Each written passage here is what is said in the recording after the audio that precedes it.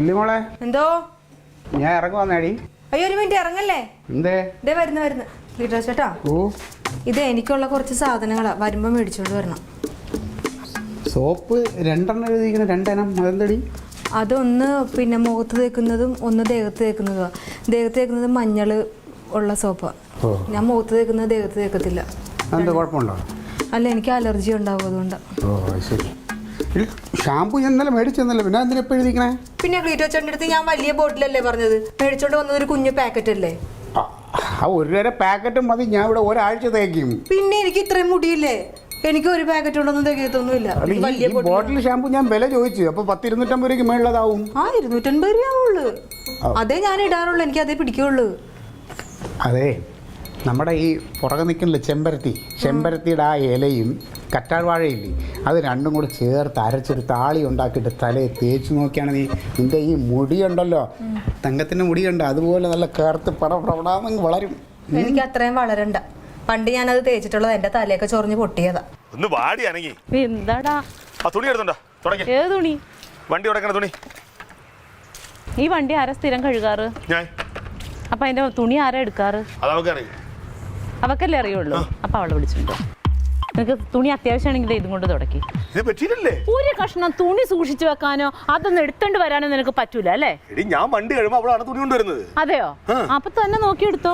ഞാൻ എന്തായാലും വെറുതെ നിൽക്കല്ലോ.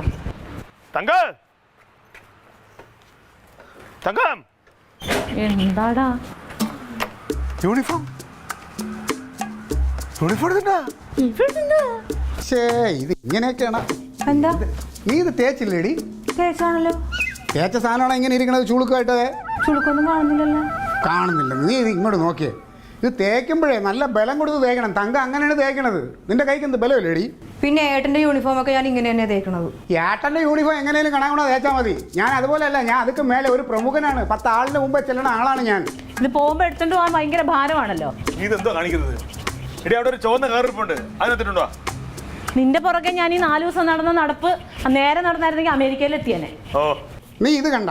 ഇത് തങ്കം ഒരാഴ്ച മുമ്പ് തേച്ചതാണ്. ഇപ്പോഴെന്താ വടി പോലെ ഇങ്ങനെ നിൽപ്പുണ്ട്. കണ്ടാ അങ്ങനെ തേക്കണം.